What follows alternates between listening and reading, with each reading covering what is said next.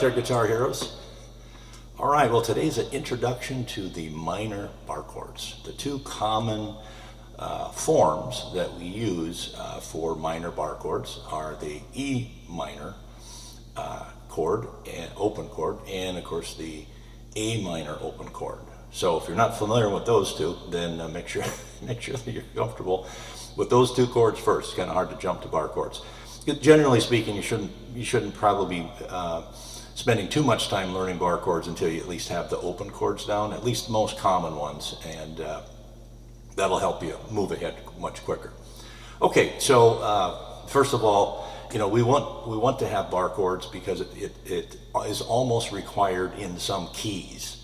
So as an example, if you're in the key of A, you're going to have to play an F sharp minor. It just comes with the territory, and most songs that are in A are going to have that as a minor chord. If you're in E, you're going to have a C sharp minor. You see how nicely that fits in there with that E chord. So it's almost required, unless you stick 100% to only the major chords. Once you get into minors, it's almost impossible to avoid them, and bar chord gives you the ability to be able to play many more songs. And the other form is A minor. So if you're familiar with the A minor up here, the only thing we do differently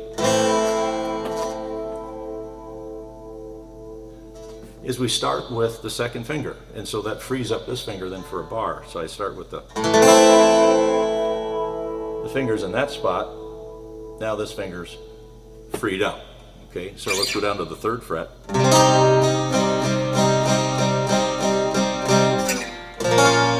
First fret.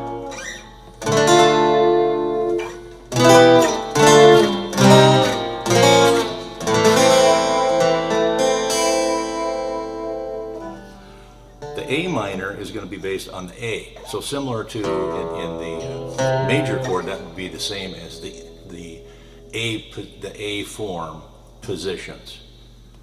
So the 3rd is C, the 5th is D, and the 7th is E, and those are the common ones. Okay, so let's zoom in and check this out a little bit closer. So, like I mentioned in the other one, the bar chords just give you the ability to play many more songs, and they add a lot more flavor too.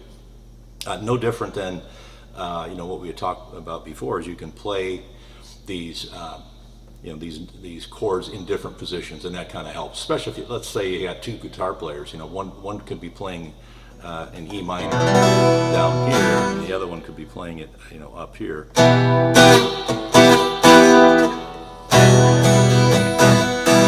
It really gives a lot of variety and much more flavor to the to the sound. And the same as before, you got to have the thumb on the back, which is naturally putting a little bit of pressure on that, and then the bar chord, try to keep it just on the back of the fret. Just on the back of the fret, not on top of the fret, but just to the back of it. The further back this way you go, the more chances you get for buzzing and strings to be not clean. And then you want to try to roll it just a little bit to get that little harder, bonier edge of your finger on it. Start with the sliding, then get the bar chord down, and stay on the same thing to get that muscle memory. And I wouldn't be moving all around like I am right off the bat. I just be trying to get one position down.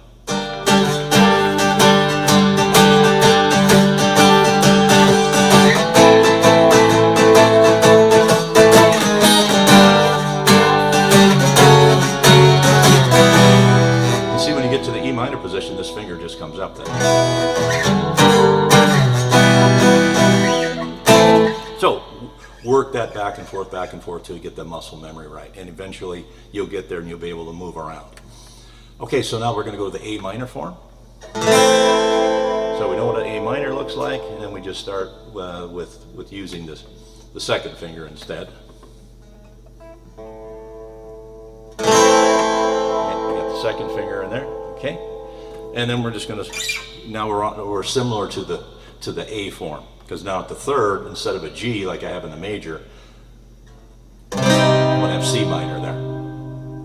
If I move up 2, I'm going to have D minor, and if I move up 2 more, I get E minor.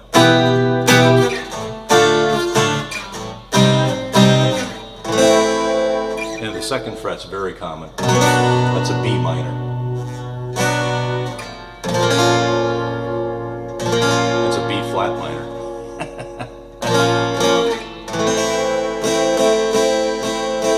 Oh, that wouldn't be sure. Let's see. A minor. Oh, A sharp minor. B minor. C minor. So all the same positions that we had in the major form. C at the 3rd, D at the 5th, and E at the 7th. And that kind of keeps things a little bit simpler too, rather than thinking, oh, I need to know everything. And sometimes the dots are at 3, 5, and 7 on your guitar, and 9. So that kind of helps you with your positioning. Where are you? And that's of course for both types. Okay, so when we mix these things together, that's kind of what I was doing at the beginning. You know, you get a... That's the open version, but then when you have the bar on there, you can do the same thing in different positions.